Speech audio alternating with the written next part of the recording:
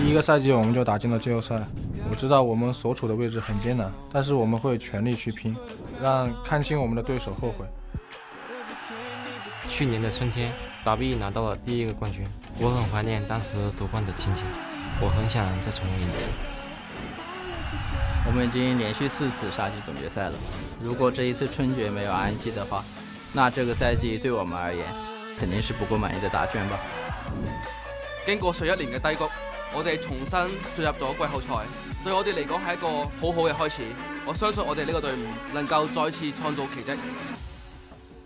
很多人說我們是高開低走，但是我相信自己，更相信隊友。季後賽的小道勇士不會讓支持我們的人失望。FLICKR 已經不再是一支新隊了，但是這個賽季我們又找回了最開始的那股衝勁，我們想代表重慶走得更遠一些。我知道有很多人在等着我回 EDG， 既然現在我回來了，就把你們安排得明明白白的。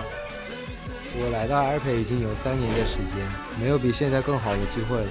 努力了這麼久，也該輪到 IG 了。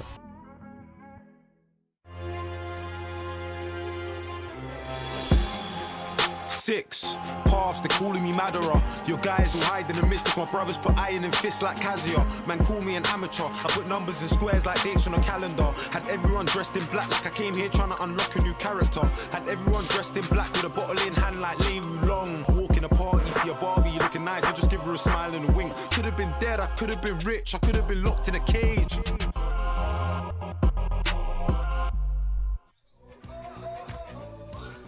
Hello and good evening to the English broadcast of the LPL. It is Saturday, the 14th of April 2018, and it's absolutely a multi-Twitch day today as FLICKR and Kingzone are currently duking it out over in the LCK finals. But stay here because tonight in the LPL we are kicking off our quarter-finals with Royal Never Give Up and emerging from their pit in Chongqing, Snake Sports. Both teams are definitely coming in today in top form, and definitely demonstrated some things that we just saw right there as well. My name is Richard Paulscam. I'm alongside my analyst today. It's Clement Chu and Indiana FLICKR in black. How are you both today?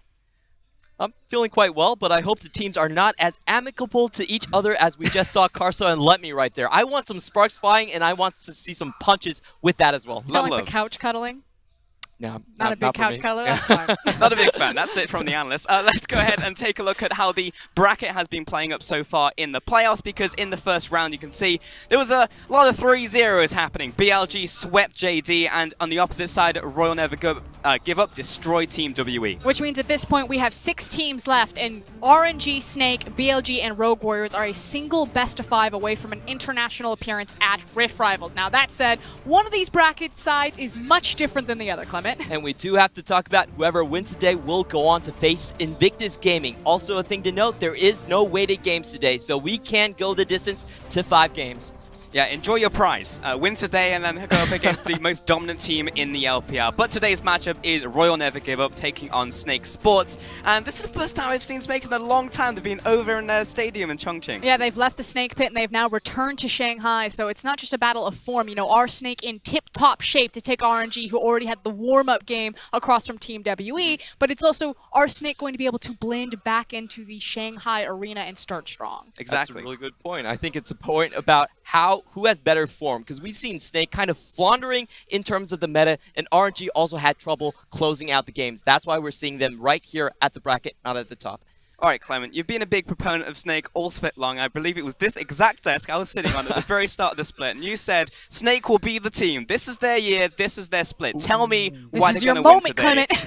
All right. So we have to go through the team strengths of this Snake Esports squad. First up is Sofem and his creative jungle pathing. He is the tracker of the LPL, and he will keep tabs on you and then steal your stuff. So if you look at his early game stats, he has the best CSD and also the best experience stats out there. The number 3 point we have to touch on first is Snake's vision game. They are a very slow early game team, but the way they manage to cling on to life and hold out toward the later parts of the game is through their vision. Hootie has been great on that, and so has SOFM. And the third point about how they actually win and close out games in the late game has been their spontaneous team fight. They're going to appear out of thin air in 3 directions and surround you and absolutely kill your team. They're great at picking off targets. Observers absolutely hate them. However, it does mean that they're very tied down to specific picks like the Tom Kench, like the initiation coming out from Sejuani and Zach. Yeah, big picks for me, of course, are going to be the Sejuani, as Clement just mentioned, but it's about watching SOFM and FLICKR, how they approach these team fights, looking for those deep flanks, and then Guoguo and Hudier just control the zone in front of it. So even though they have Crystal versus Uzi, Crystal is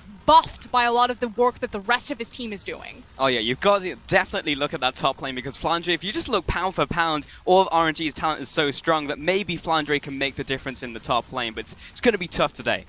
And that's the thing, you know, RNG, they're not necessarily known for their 5v5. They're more about the 1-3-1, so going into today's match is a clear, defined, stylistic difference of teams. So if we're looking at RNG then and seeing like how they can win the game, how do you think they're going to do it for us against what we just saw from Snake? Okay, so we've already seen RNG. Now, they did play a 5v5 style against Team WE, but against Snake today, I don't think it's going to work. I think they need to go back to what makes them strong, which is first and foremost, they need to find a high-tempo jungler. They're looking across from SOFM, and this isn't a farm jungle. You need to gank. SOFM's not known as a ganker. He's more about how he infiltrates your jungle and controls the information. You need to get your early game going against Snake, one of the average longest game times in the league. So hit hard, hit fast, see if you can snowball before Snake at the 5v5. And then last, you need the contingency plan. If you go to the 5v5, if you go to late game, you've got Uzi in the back pocket. Make sure he's on a pick that can scale up and go toe-to-toe with Crystal.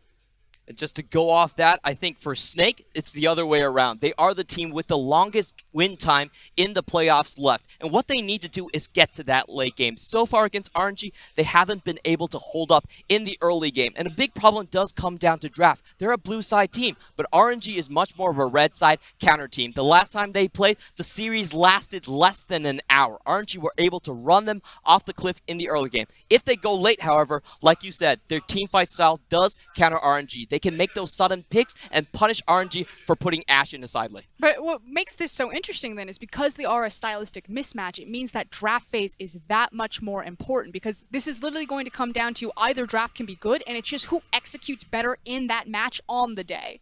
And that's a cool thing about Snake today, because they have deliberately chosen for the red side draft instead of the blue side. Now, we've seen 70% of the games, they go for the blue side. They want to try to lock down that Tom Kench that has an 85% win rate for them. This time, not around. They're stepping up to RNG and saying, we're not going to hand the first 15 minutes over to you.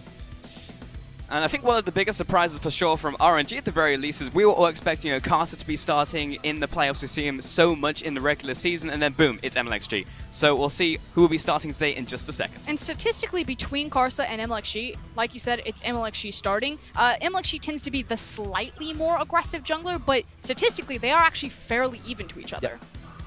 Yeah, it's more about the eye test. It's like you always see the MLX God or also the MLXD arrive often in the same game, so sometimes it can be volatile, but also what you need to push the team over the edge, and you can see he will also be starting today. Very happy, in fact, very enthused coming off that win just a couple days ago. Yeah, RNG all smiles right now. You saw it in the teaser that opened the day. The fact that, if they didn't make finals, that it would be a massive disappointment for them. RNG have made finals or the last time they did make finals was 2015. So you look at their roster, it's Let Me, MLXG, Xiaohu, Uzi, and me. Starting out with Let Me once more. This guy has grown up a lot, not over Zatai. Now, this guy, actually last time they faced against FLICKR, was able to counterpick him and kill him. For Snake, we have FLICKR, SOFM, Guoguo, Crystal, and Hudier rounding out the roster. And even though I believe that this is Snake's best opportunity to take down RNG, Snake have not been able to beat RNG since 2015 themselves. We do have to state that RNG has beaten Snake for 14 straight times in a row, and those victories have looked incredibly easy. The bot lane has to be the biggest mismatch. And we've got to remember as well, if we're talking about form, RNG coming in very strong. We just saw them against Team WE, and then Snake at the same time were definitely slumping towards the end of the split and only really got it together in their final game of the regular season. Yeah, I think the problem with Snake is that they've been phased out of the meta. Their first picks in Vlad and Jarvan have been nerfed, and bot lane's laning strength has become a lot more important with the phasing out of double Targons. I'm actually going to put a name to that. I think it's FLICKR in specific. I know that you're saying Snake have been phased out, and while other players have been pinched, I think Snake are so reliant on FLICKR to perform well, to have those successful team fights, because they do have someone like Crystal in the ADC position, that if FLICKR hasn't suited to the 8.6 meta, if he doesn't have a lot of options in the top lane to kind of shut down, let me open up the top side of the jungle for SOFM, that Snake are just going to flounder. And that can definitely still happen. FLICKR is a very creative guy. He's taken Cassiopeia into the top lane, Azir into the top lane, And this time, he also has that Kleptomancy Shen that he innovated this season. So we do look towards him as the big X factor. Okay, so we've definitely looked at the teams, looked at their win conditions and how they're trying to win this game. So we're going to go into question time. I'm going to call this segment true or false. So my first question for you, Snake's bot lane will be able to hold Uzi and Ming. True or false? False. False. So I'm going to go in on this one because Uzi CSD, like you see on the screen, his average is plus 17.43, but against Snake's bot lane, it's actually been plus 35. That bot lane has actually just been a disaster for Snake. And Uzi has also grown up. He's been grinding on the Kaisa and also the Xayah and Rakan combo. And that's the thing, the next closest CSD of the 80 carries to Uzi is like 13. Like, he's not a little bit ahead of them, he's a lot of bit ahead of them. All right, Frost. So I know you were just talking about Flandre and whether he'll be like Flounderay in the top lane, but will Flandre be able to find a TP flank in this game? I feel that's so pivotal to Snake's wins. I'm going to say yes, simply because I don't think that this is going to be a complete shutout by RNG on Snake. So if Snake do find victory, this has to happen. But again, this is so pivotal. Like, this truth has to happen if Snake have any shot in this game. Yeah, we do expect him to come out and try to close down on the bot lane. He's going to make up the difference between Crystal and Uzi. He's going to try and shut him down in terms of the team fights. Which is why it goes back to that Shin Klepto pick, because that's a perfect pick to do that. Or you could see something like the gang pick. We saw AJ pick it up against JD, and I think it's also a perfect pick for Flandre. It means he doesn't need to find the plank, but he does have that ultimate to play around the bot side team fights. So he's got a bit of some options here to play around. All right, this final question, this one's for me. Will Nocturne be played in this series? Now we're split. I'm going to start. I'm going to say yes, true. I've seen that Imlexi is playing it in solo queue. We know that RNG have a composition that they like to run with the Leona Nocturne. If you throw a Kai'Sa and a Galio on that, you can already see how that sounds absolutely disgusting. And I think that there's no other reason to start Imlexi unless you're playing with this champion pool. We saw the Trundle yesterday. I think he's going to go for another weird pocket pick like the Nocturne. I have to say no, because for my win conditions on Snake, they actually want to go towards the late game, and Nocturne doesn't gank early. He's a sit until 6 and try to make plays after that. So if I'm Snake, I'm fine with you guys taking the Nocturne. But you're thinking logic, Clement. Are RNG really thinking about that? All right, we don't have long left, so I'm going to get quick predictions from you guys before we head to the casters. Clement? I have to go 3-1 for RNG. I do feel like Snake can take one game away with their Miracle team fight, but no more. And I'm also going to go with RNG, but I'm going to speak to Snake's win conditions. We've already talked a lot about SOFM and Flandre. I don't think RNG are consistent enough a team to attack SOFM in the early game. So if Snake walk away with it, it does start in the jungle. Watch those matchups. All right, let's see if it happens. As you can see, the champion select is right behind us. So we're going to send it over to the casters to get us into game 1.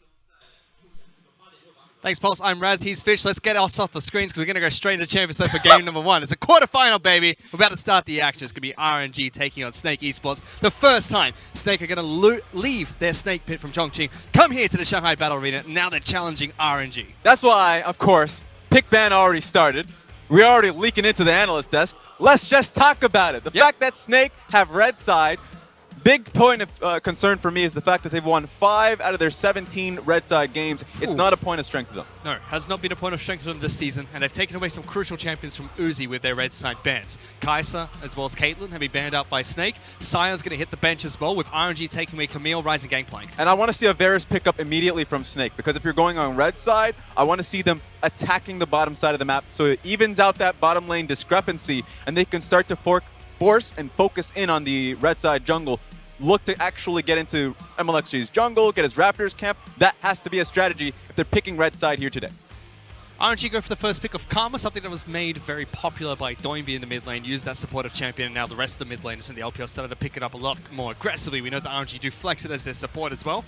But no Varus pick for Snake here. It's going to be Tom Kench as well as Trundle picked up. And I wonder why Snake didn't go towards the Varus pick. You already talked about the Karma being picked up by RNG, and it is a flex pick. Big point that RNG have gone towards time and time again is if they see a Tom Kench, they'll go for a Karma support. So while they picked up the Karma as a possible mid laner, recognizing that the Tom Kench is a very strong tank in terms of skirmishing, keep it at an arm's distance and have that powerful mage support in the bottom lane to amplify your strength. They get Swain as well here, as RNG with 2 big power picks already.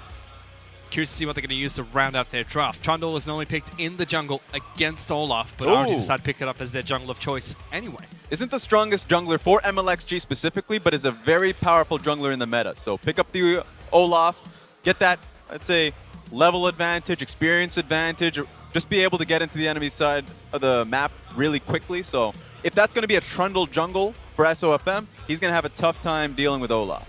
It's got to be, though. That's the pick we commonly see against, so we know that Snake don't have the best track record on Olaf. Makes sense that they're giving it over to RNG here, picking up the pseudo counter pick in the jungle. Jin, however, is the final pick for Snake.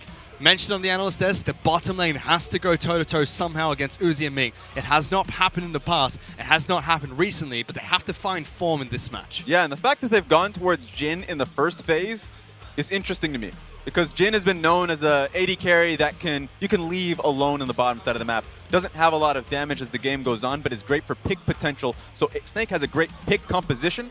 They can focus towards the bottom lane and see if they can get a pick and look to gank it, or they can go top side, which is important because they've held on to their top lane pick. FLICKR can go off in a carry. That's almost felt like their entire draft here, Raz. They got their bottom lane picks early with Jin as well as Tom Kench. They banned out 2 of Uzi's picks at the start of Champions League. Now they're targeting him once again.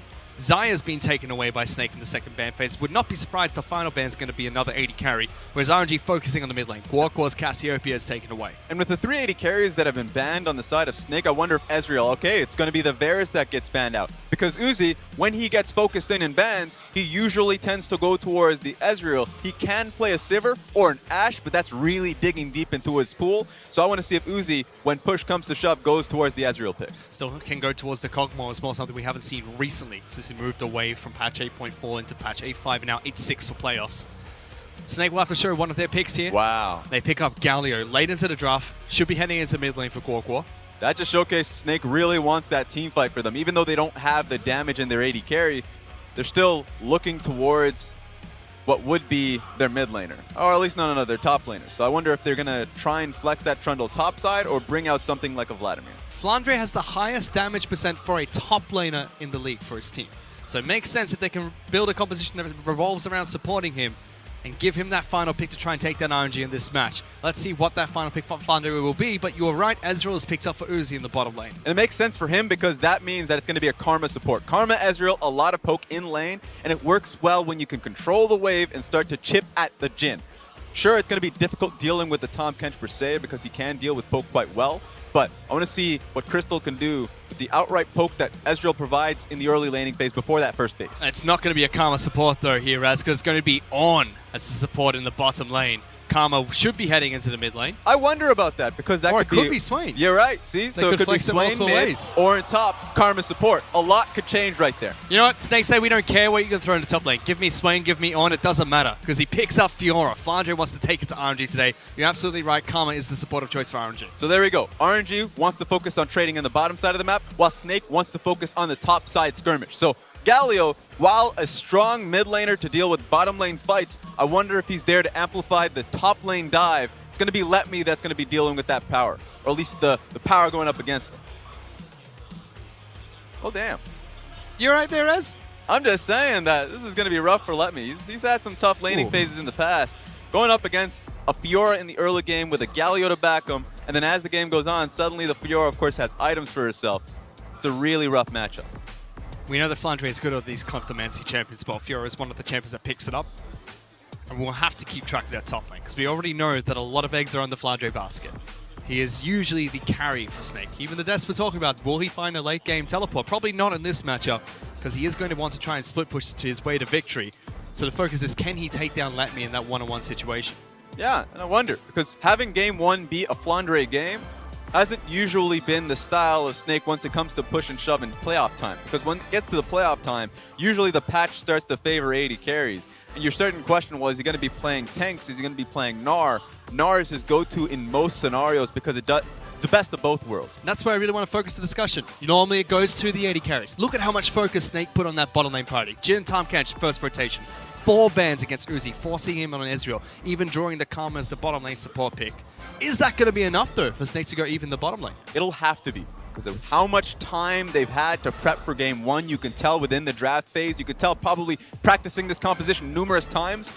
This one is where it counts. Well, they targeted Uzi and Champion Select. They've locked in both their compositions. RNG going up against Snake. The first match of our quarterfinals. Let's get on to the Rift for game number 1.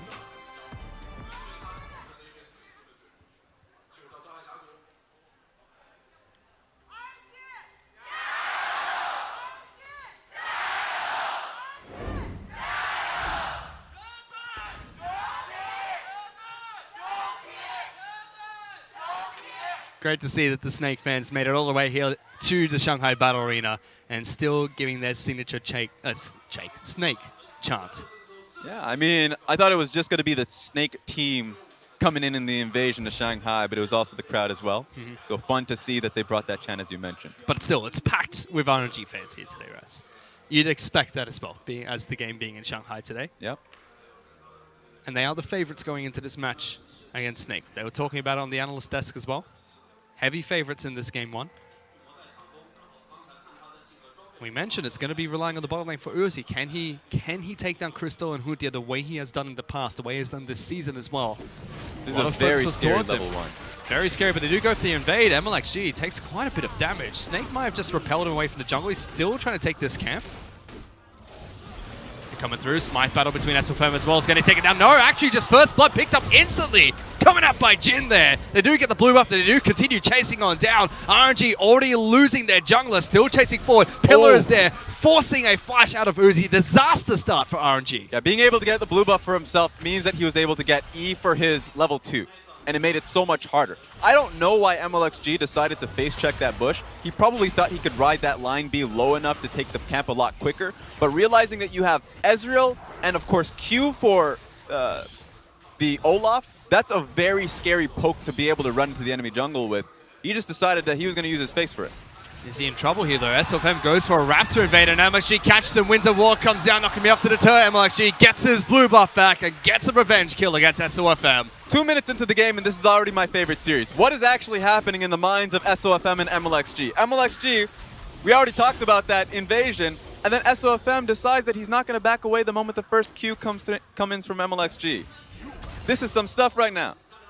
Look, do we ever know what's going in the minds of MLXG or SOFM, Raz? Because they always surprise me in every single game they play. He went from the gank bottom lane after picking up blue buff, or what you could describe as a gank, straight into trying taking Raptors away from LXG, coming fresh out of respawn. Look, they always have good intent. A lot of the times the theory is strong, but they never decide to pull back. When the plan comes through in motion and someone challenges them, they just double down without necessarily bringing the extra members along with them. If Gogo came in early and not been behind that wall, sure, that would have been fine, but that wasn't the case. No, it was not. He was able to push in Xiaohu as well, but Xiaohu was the first one to get that rotation down against the Raptor camp. They equalize the kills 1-1. Gold is still slightly in Snake's favor. They do have a small priority in this bottom lane. Crystal doing well against Uzi so far. That's what's important, is the fact that usually level 1s, or at least the before first base where Ezreal gets his tier, is incredibly strong within the lane just because of the poke that you can output on the enemy team. Problem here is, of course, that he already lost his flash, lost quite a bit of HP, so he's not positioning aggressively to get the extra Q across. He's worried about Hudia being able to get his Q on him, slow him, then Jin follows up with his W. There's too much lockdown potential for a champion that doesn't have his flash, so Uzi is playing defensively right from the get-go. Ming's still very healthy though in this Karma. Has a lot of poke damage. You can see Crystal low on mana, low on hit points as well, and Uzi is running biscuits, so slowly he will be able to regenerate himself back up to close to full. Keep topped up in mana as well while he continues this lane. You see the Keystone runes being picked up here by Jin. Crystal going for Comet in this match, not going for the fleet footwork. Yeah, and mana flow ban, of course, to keep yourself topped up. I think Uzi's running mana flow ban for himself as well, so they should be inside lane for quite a long time, unless, of course, if any bit of damage converts into a kill. Or if a jungler makes their way down into the bottom lane. You already mentioned Uzi's flash is down, does have Arcane Shift available, and is playing a little bit defensively. MLSG is looking to see if he can make a gank attempt as well, but was spotted out by a couple of wards. Now we finally get to take a look at the top side of the map, Raz, because this is what we really wanted to talk about in Champions League before we saw the action take place in the bottom lane.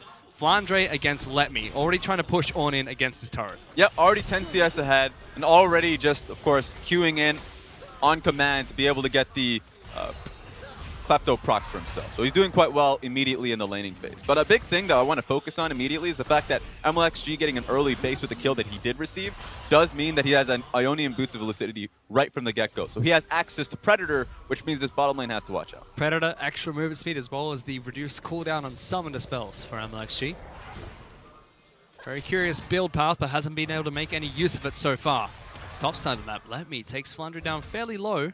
Nice CS lead for the Fiora, was able to push on in, but on repels Flandre. He should be forced to teleport back in. Going for that gank. Flash is available for Crystal. Hudia can gobble him up, as well as take him back to the safety of his turret. will take some harassment from both Karma, Ezreal, as well as Olaf, but escapes the gank, nice and safe. Yeah. Message has been sent, of course. Olaf is in the area, and he's watching.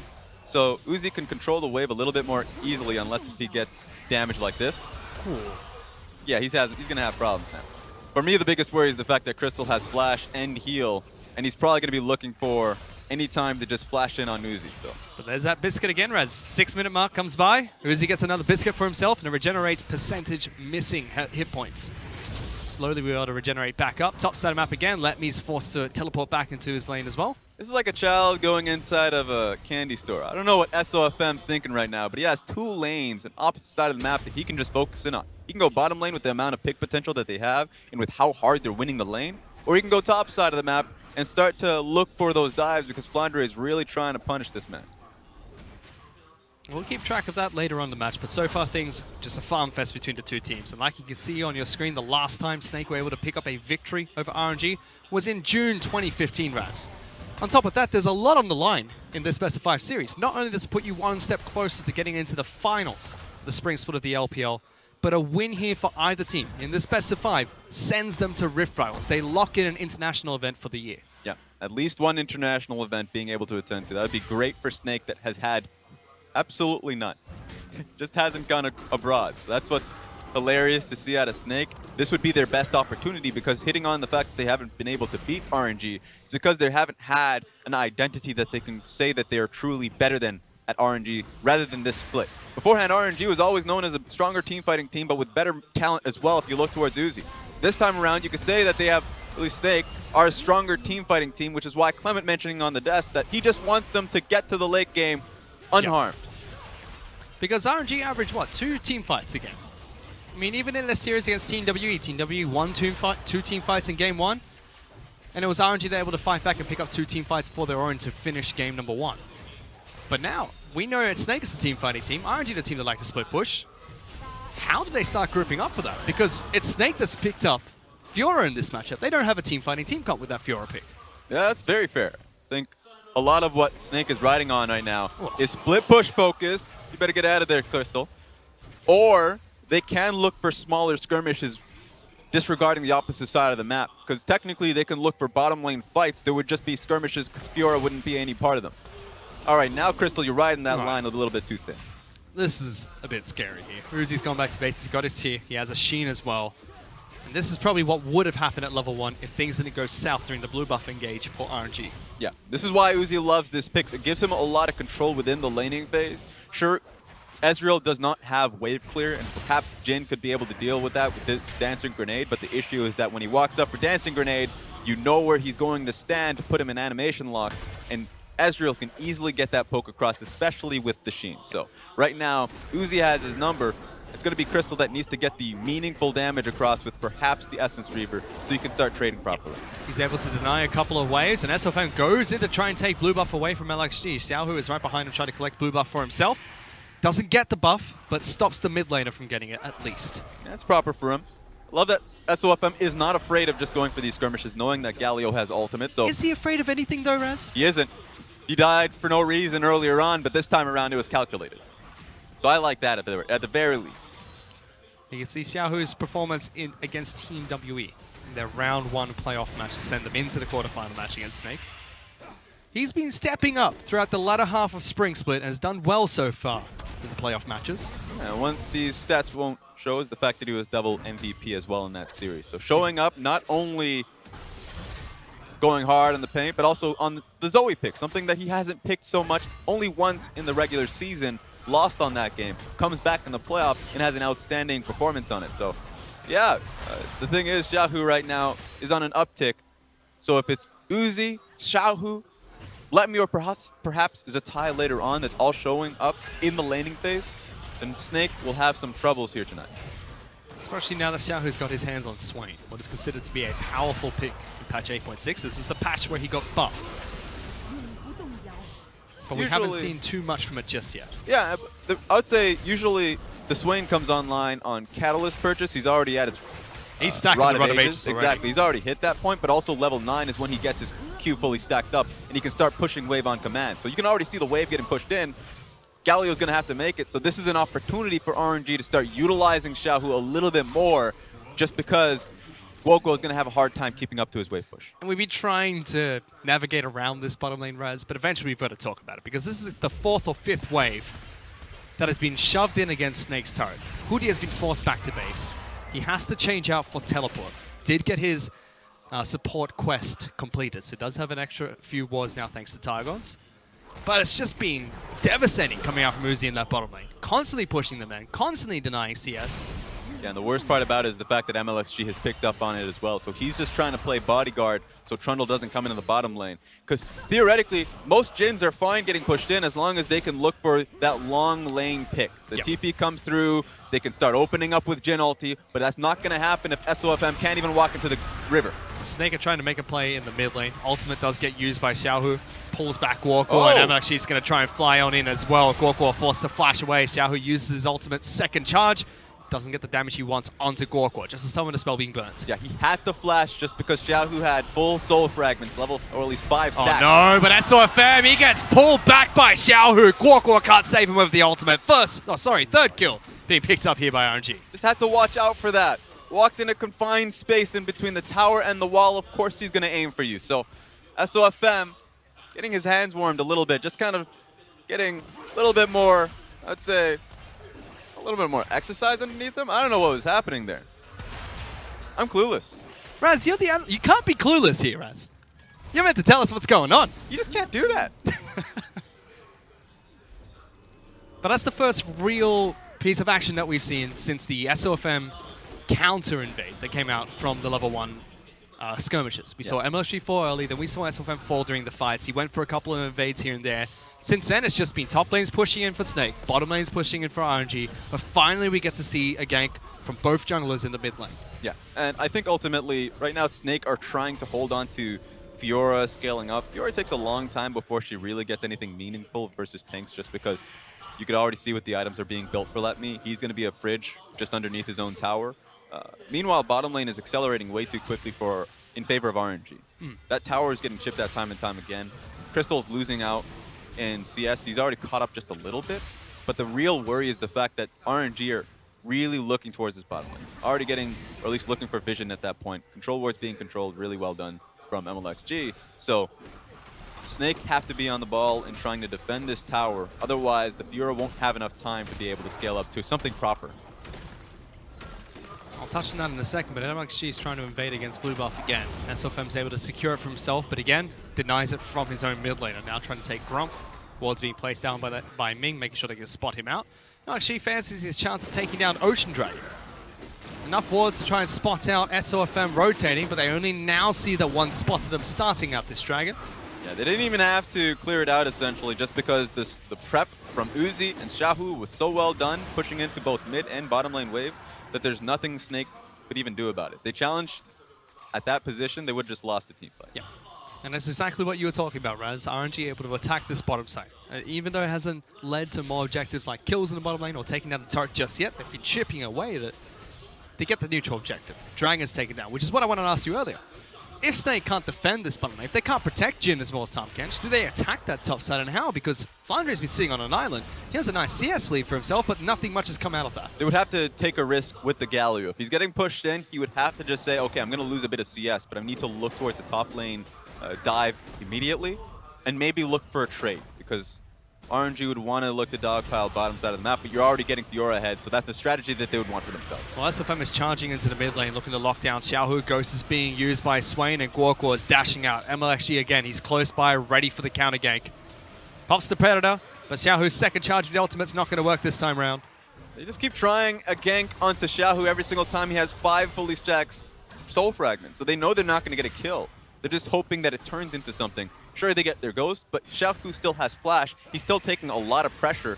The only thing Snake is doing is elongating that time where a bottom lane dive ends up happening. It's making sure they relieve some pressure from Crystal as well as Hootia, making sure MLXG's occupied, making sure Xiaohu's occupied. Not only does it help Crystal and Hootia, but Flandre gets slightly unlocked as well. Every single time a wave crashes underneath this turret, he gets a couple of auto attacks, slowly chipping away, slowly fighting against RNG's bottom lane to pick up first turret. That forces MLXG's hands within the next 2 waves to do something about it. because Oran's not going to be able to deal with that wave coming into his tower unless he's going to get a few bops to the head by FLICKR. So right now, if you're Let Me, you're calling on your jungler to do something. Either you come top lane and get a gank going for yourself, or you go bottom lane and allow me to TP. Right now, Let Me's in dire situations. Does that mean SOFM's making the right plays here by keeping the focus in that middle lane? Making sure that MLXG's forced. He can't get bottom side going well. He can't get top side pushing back in Let Me's favor. He has to stay mid lane to protect Xiaohu. Yeah, SOFM right now, point of defense and strength comes through mid lane just because strength, he needs the Galio unlocked so he can make a play happen. If that's an opening, then go for it. Or defense, of course, so he wants to keep Xiaohu, as you mentioned, in the mid lane. So right now, all of Snake's effort needs to be pooled in the mid lane. If they can get Tahm Kench roaming and getting wards across for the Galio, then that's a benefit, but his hands have been tied in the bottom lane too. Well, he's tracking him again, spots him out top side him out, takes Scuttle Crab for himself as well. Let Me is now holding the wave off his turret quite nicely. So that should buy some time before FLICKR can take down that turret. But bottom lane, Uzi's pushing in relentlessly.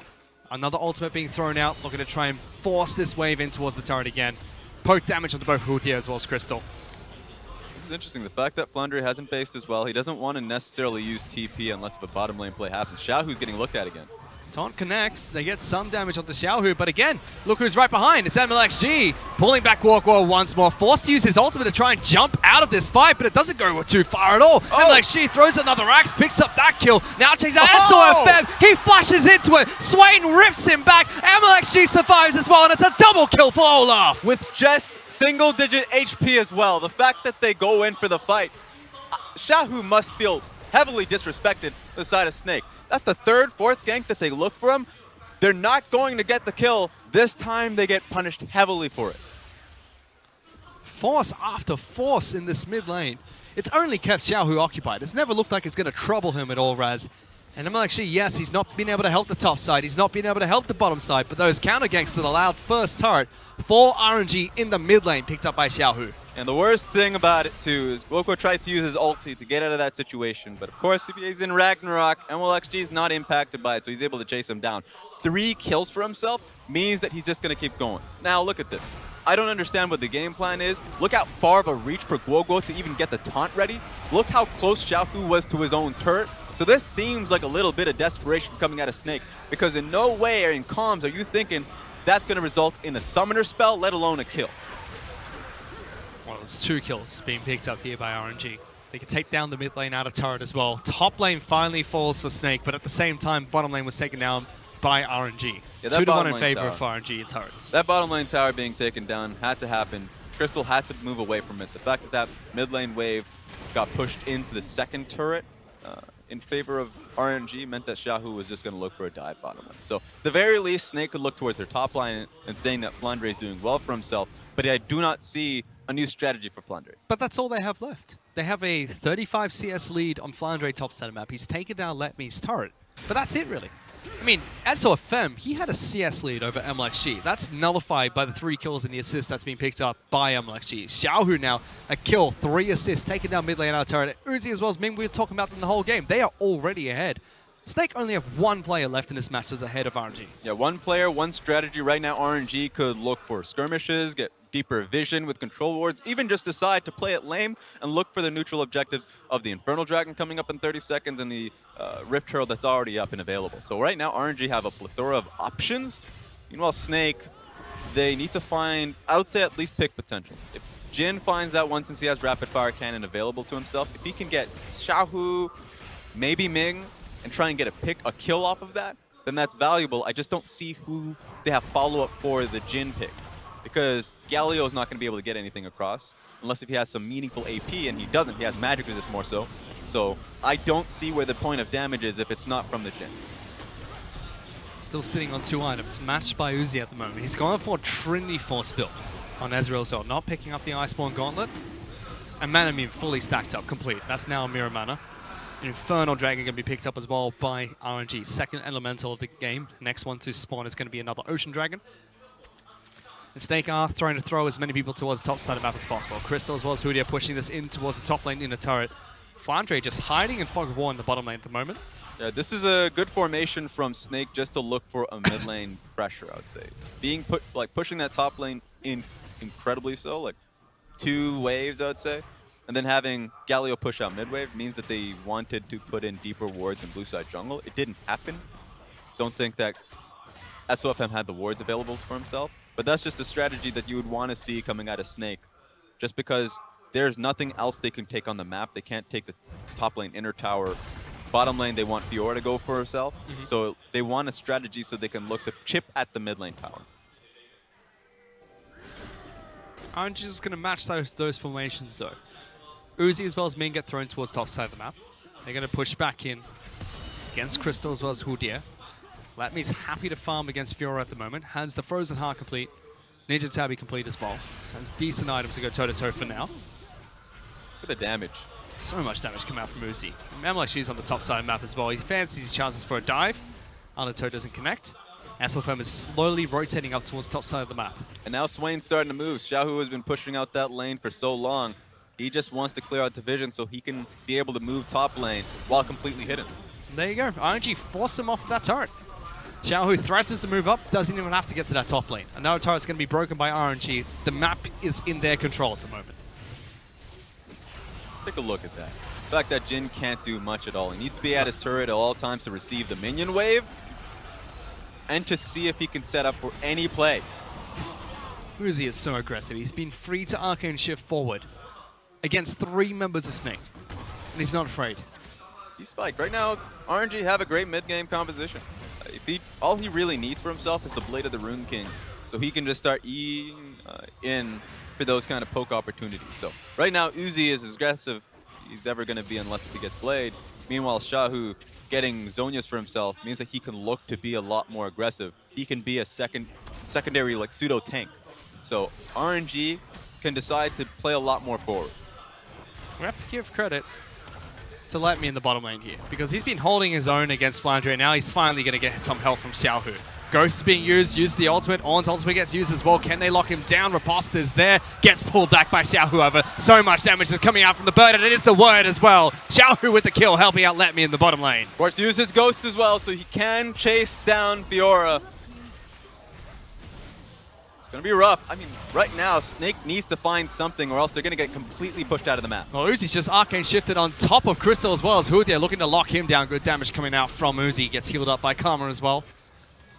Happy to continue playing this far up. Happy to continue putting a lot of pressure on the Crystal as well, making sure that he's always forced back to base. Yeah, and you know what? At this point, audience can see it coming from a mile away. The fact that Snake lost their only point of strength in the bottom lane, in terms of Fiora split pushing bottom lane, their only win condition, I'm going to be blunt, has to be around the Baron game. They need to look for a Baron fight. They need to look for a steal. That's how desperate it's becoming, because at first you're like, okay, maybe Jin could find him a pick, but he's getting poked out consistently by an Ezreal who's not going to stay in place, so it's hard to ever get I would say, to pin him down. So it's completely rough from Snake, because at this point they're looking for a Hail Mary. Looking for that Hail Mary play against the odds, Raz. You were talking about it, that Baron buff is probably the last point that Snake can contest at the moment. But RNG are the one with the Ornn as their split pusher. They're the ones with the team fighting composition. Snake were the one who wanted to split apart the map. That's true. I mean, they just have to pray on the fact that there's this mage support on the map. They can't nail down Uzi because, obvious reasons, he has his E, unless if he makes a massive error. Can't go on to Xiaohu because that's a bait. He has Zhonya's. He's incredibly tanky. He can start the fight well just going into ulti. Can't do MLXG because he's literally Olaf with ulti. So they need to go on to Ming, and that's their only option. But MLXG has other ideas, looking to try and collapse onto Guoguo in the mid lane, forces Flash out of the Galio. RNG now try to siege mid lane inner turret, and that's going to be taken down nice and easy. One small play from their jungler leads to a massive objective. And that's enough for RNG to just focus towards Baron Vision now. Being able to push in an extra wave onto inhibitor turret, and now force Snake to go across, I would say, 3 major points of lacking vision, just so they can place a ward onto Baron. That's enough for RNG to force a real fight. They even allow MLXG to go back to base. Picks up his support item, so you have a couple of wards once that quest is complete later on in the match. It'll take some time to charge that up. Yeah, I would like Xiaohu to get a control ward for himself. That's all I'm asking for at this point. Sure, you have 2 points of control wards with. Oh, he doesn't need a control ward when he does stuff like that, though, Raz. locks down the AD carry for Snake, goes into bird form. Hoodia is trying to run away, but the undertow constantly connecting against Crystal. Galio's jumping in. That's another rip back as well as the ultimate pops. Hoodia is in massive trouble as well. Forced to flash away. Snake loses the AD carry, and he pulls back Gorkwa. The little tiger is a monster at the moment, locking down Snake member after Snake member. 2 kills picked up by Snake. I can't believe they're just going to push it in, honestly. They're not going about Baron anymore. They want this inhibitor. Flandre still 4 seconds on Crystal's death timer. And Flandre still split pushing. Letme's not allowing Flandre to go back to base, or Flandre just wants this turret for some reason. Inhibitor gets taken down 26 minutes into the match. That was just a crucial error from Crystal. End of the day, he gets picked off. And sure, Tahm Kench could try and carry you to safety, but that's a long road back to your inhibitor turret. So RNG is just finding them, trying to push out way too far from their own base, and they're punching them. He said the last point of contest for Snake could probably be that Baron. At this point, it doesn't even look like that's going to save them at the moment. They could probably get a steal, and even they win a team fight over it, I don't think they're back in the game just yet. But Xiao is just being clutch with all of these pullbacks. Yeah. Of course, Z go straight through minions, so you have to be available or at least aware of it. And sure, you have Tahm Kench behind you, so most AD carries are willing to play a little bit more aggressively, but not in that situation, not with how far away from you are from your own tower. So that was just incredibly worrying from Crystal to get his team caught out. Yeah, follow-up onto Gorkor as well. So well played by the mid laner and looking for another opportunity to go for MVP. 3 games that RNG have played in playoffs, and perhaps Xiaohu could win all 3 of the MVPs if he continues with this performance. At this state, though, 8-1 in kills, 51,000 of 44,000 gold in RNG's favor. Yep, I mean, it's looking possible. The fact that Uzi got that bottom lane gank, mirroring what Xiaohu did much earlier on, he's trying to vie for that MVP for himself too, so I don't know, man. I'm just saying it's a fight happening. Right now, it's not Snake in that fight. It's just between Uzi and Xiaohu to get that MVP. Snake trying to find another way back into this match, but everything they've tried so far hasn't worked out. Slowly clearing the vision that was placed down by RNG against the Baron Pit. Xiaohu has a deep flank though. Hoodia doesn't have his ultimate available, can now actually stop him. Could have actually stopped him. Does not though. Hoodia is able to get away. I was meant to say does not have his flash available, but he uses his ultimate to get away. Yeah, I'm actually just tossed an axe. That would have been good enough. Any bit of damage cancels him out. And honestly, his animation, even though he's not above ground, it's still there for a few frames, so it's possible. Now they're just sieging top lane in a turret. They put a control ward in range of that turret as well. That's all firm as well as Xiao sending towards the end of the up there. The root pulls him back. There is a blast cone there and sends him deeper into his jungle. Uzi flashing forward as well. That's going to be a dead SWFM. RNG find a pick. That's their zone. That's their territory. At this point, Snake has to recognize that if they want to get to these towers, they have to walk down the lane. Who doing an incredible job working around the control wars they have for themselves. RNG don't need Baron Raz. They're just going to continue pushing through. Top lane inner turret's taken down. Flandre has finally taken down bottom lane outer turret. Second turret for Snake in this match. But it's not looking good for the Fiora split pushing at the moment because RNG are just collapsing onto the rest of Snake's lineup. Even sending in an Azrael ulti, so it's just that cannon wave that's going to be holding up the inhibitor tower. So RNG can just keep going. Wonder if they just stop at this inhibitor. Take top lane inhibitor. Probably going to back out from that as well after clearing the waves. Flandre does take down the bottom lane inner turret as well. So matching turret for turret in trades, but still an inhibitor falling for Snake, the second one in this match. Yeah, it's just not meaningful enough when it comes to map pressure. Right now, 2 inhibitors for RNG means that, sure, they don't need Baron, but it's just an easy grab for them with or at least super minion waves crashing on both top and mid lane. RNG will just want to pick for it, unless if they want a bloody game. Then they can just decide to sit in red side jungle and have Snake push up on them. Unless if the inhibitor, or at least the minions, are in the base of Snake. Still going to have Flandre split pushing though. 3 items picked up by Fiora. I mean, Letme's got 4.5 tank items for himself, so he's pretty happy to go toe-to-toe for now. We said that this is the top laner in the LPL that has the highest damage share for a team. So far hasn't been able to contribute too much to that in actual team fights. It's been all beating down on a tank in the top lane.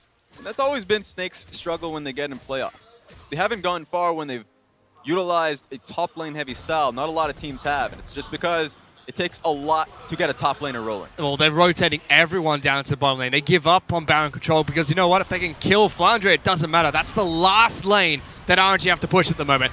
Snake are trying to collapse. FLICKR is going forward against Let Me. Guorqua's jumping into the fight. They might be able to take down RNG's top lane. The massive tank should fall here. Snake, they're not going to be able to get the first kill yet because Stopwatch is being used by Let Me. Guorqua finally picks it up, but a double kill is matched by Xiaohu. Uzi picks one up for himself as well, and everyone from Snake that collapsed finally falls. Only SOFM left to defend the base. You have to expect this to be the final march of RNG straight towards the base. I don't know what SOFM's doing other than just talking to a team and talking about the next game, because this really is just about game 2 at this point. Well, there's nothing much he can do. He missed the train to get into the bottom lane with Hoodia, and now Xiaohu's teleported into the lane as well, looking to collapse. RNG are looking for the ace before they march towards the Nexus. Zonya's being used as well by Xiaohu to deny the turret aggro, and they're pushing for the win. Pad the stats, pad the stats. All right, so RNG getting the win on this one, and that's a dominating start to a best of 5. Dominating start, they go 1-up over Snake.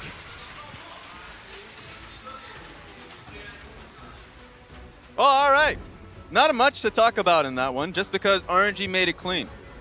Bottom lane, even though they lost Flash on Uzi really early on, just didn't matter. It was so difficult for SOFM to ever find any point to just kind of impact that lane. Yeah, it's Clash of the Madmen in the jungle, Raz. That's true. The early invade coming out from LXG was a bit of an LXD there, but then he finds one back, catching SOFM taking away small Raptors. Yeah. At level 2. Just leave him. Let it go. And the fact that he didn't just meant that Predator was unlocked so early on from LXG. Ionian Boots Rush. I like that. Very early. Ionian Boots is great for an Olaf. It strengthens your clear, lower cooldown reduction, of course, and then allows you to get those ganks off frequently because it lowers your Summoner Spell CDR as well. So that's nice to see that he was able to get that for himself really early on. He didn't have to do it, but SOFM gifted it to him. Look at the damage coming out from Xiaohu as well. He was crucial in this match. We saw SOFM trying to make sure he was locked down in the mid lane, make sure he could protect Guorqua, unlock his Galio, as well as make sure bottom lane stays, not focused by LXG, and FLICKR can continue to keep pushing top side of the map. But LXG said, you know what, I'm just going to match you 2v2. The third time was the charm. They finally broke the mid turret, and that was just disaster struck. Yep, and I'm going to be blunt. If he's going to be ganking that often with the champion, with Trundle, don't play Trundle. Trundle is great in terms of skirmishing from one-on-one jungle. You have a lot of damage for yourself, but you don't have much CC. You can throw up a Trundle pillar, but how are you going to follow that up? So a lot of junglers who can do that. In fact, he can just go straight towards the Skarner, get to level 6, and try to make that gank happen. Far more successful what he was trying to force 4 to 5 times. So I would much rather see that going to game 2. But we didn't see the Snake team composition. We know that they can split push. We know they can do that. But we saw FLICKR on Fiora very early against RNG, and RNG were happy to take it. I mean, we just didn't see any composition from them. Sure, that was what they showcased in Pick Ban, was that split push. We've seen them play teamfight Fiora in the previous playoffs, but they just got smashed early, and that was the state of the game. Exactly that. It was a dominant game 1 coming out from RNG. To break it down a little bit further, let's send it back to the analyst desk. Thank you so much, guys. And that was definitely a bit of a chaotic game, especially from the outset. But I want to take this one back to Champion Select, because I was sat next to you guys, and you were changing your predictions there. You were looking at the draft and saying, oh, what's going on here? So explain yourselves. Who wants to start? You want to take a piece of this? All right. So basically, I think that Snake won out on the draft. They had a better idea what they wanted to do. So if you look at the compositions, RNG have no initiation from their support from their top lane, from their jungle or from their mid either. And what Snake did was they ran a 4-1 composition. And when you run a 4-1 and the other team can't punish you in terms of the 5 against 4 in the mid lane, then you have a very easy time. So all they needed to do is sit back and scale, wait for FLICKR to carry them. That didn't really happen. And unfortunately, swinging over to RNG, now for me, RNG are kind of like bootleg Invictus Gaming in that they're trying to utilize so many flex picks because their individual player talents are so strong. You know, Xiaohu, you can flex that between Let Me, you can take it down into the mid lane. Swain did eventually go mid, he can take the Karma, Ming can take the Karma, and they're just working with the depth of the champion pools. But putting all of that together, that still reads like a mess. Like, Invictus Gaming are just the more refined version. And I feel like when RNG sit on stage, the players are just like, yeah, give me Ezreal here. Yeah, Swain's fine, I can play this. And it just is not, super well thought out, but it works and they look amazing because Xiaohu is a god and Uzi is one of the greatest Ezreal players to ever pick up the champion. And so you look back at the comp, you're like, oh, that's fine. But if they run into a better team, probably not going to work out. Yeah, you're absolutely right. It was definitely a Frankenstein's monster of a composition, but because of the player talent, they can make it work. Though I do want to take a look at the early game where both teams just lost their minds. So we had an initial invade coming in from RNG, and it didn't go so well. I would like to propose a new perfect nickname. There is MLXD, which we see this type of invade all the time in the LCK, but normally you do it with hard CC. I think the mentality here was that Ezreal's level 1 is so strong, but Uzi's unable to get a lot of these pot shots off because the blue buff is standing in his way. And I'd like to introduce SO WTFM, because he just immediately runs it back into the Raptor camp and feeds for free. That's just a weird series of event right there, and that really set the pacing for the game quite a lot. So actually, coming out of that, Snake's bot lane had quite a good time against the pushing lane from Karma and Ezreal. And this is something we have to watch forward, because Snake are tied into that Tahm Kench pick, and you have Morgana and Karma running around in the support position. They can always push you in. They can always try to take your first tower. Hoodie did a lot of work there. He took the minion dematerializer, and he tried to stabilize the lane. So they did get that going off of the early invade from RNG. Like, understand, by no means Snake fans should be upset with Crystal and Houdier or Flandre. They were attempting to do their jobs. Even SOFM, I don't think it was the right pick for him. I think the draft had a bad read about empowering Snake's strengths versus trying to use Trundle as a denial against the Olaf, because obviously it didn't work. He grabbed the Olaf anyway and just smashed you with it. But like, Crystal and Houdier were put in a bad position, and Guoguo just played the mid lane terribly. Yeah, that was a big point I needed to take away from this as well. We saw in that replay, he didn't stop the Swain from going over towards his own jungler. Didn't protect him. And the other plays we're going to see down the line are atrocious. Exactly. We have to take a look at the mid lane, because you were saying that Guoguo didn't play well, but it was the 2 versus 2 that's just straight up lost. And, you know, that's the power of RNG. The fact they can look for these outplays, and almost 100% of the time, they will win. This is just a straight mechanical misplay. Guoguo is sitting on flash right now. Why didn't he burn it? Why is he using his ultimate here? And this is a breaking point. This happened so early, but what it means is that this mid lane tower, you can see it's about 25% HP, is immediately going to fall off of this play. If I'm SOFM, I'm tilted off the face of the planet right now. My mid laner not just gave up my death, but my mid lane tower, which means my bot lane, who is already struggling to be expected, is done. Yeah, it's just they had full control over the entirety of the map right now, and also I felt like Trundle went for a very risky path. He went for the Tiamat first. We haven't seen that in the LCK yet, so he was very brittle in terms of the early game, and props to RNG, they recognized that. They just ran the straight 2v2 into them over and over again and found those kills, unlocked the entire map. Which means then the only win condition that Snake have left is Flandre up in the top lane for the Fiora. But if your comms are saying, okay guys, we just gotta stall for 15 minutes so Flandre can win a side lane because of the early itemization from Let Me, then you've pretty much lost already. Yeah, Let Me did build into the Warmogs early on just to hold that lane. The problem with the 4-1 is, yes, while you can split push, the rest of the map has completely collapsed and everyone can just walk into the bot lane. We saw that multiple times with Ezreal, with Swain as well. So even though Flandre was still a win condition, it could never actually do its job. Yeah, I know you guys were talking about the Swain. It's like, oh, I don't know about this pick, but absolutely it was executed well in the mid lane. We saw Zhao Hu command that pick, and he will pick up our MVP, our man of the match, coming in here as well with that Swain pick. I don't necessarily agree with the highest priority that RNG are putting on this pick to pick it almost every single time. I understand, again, it's about the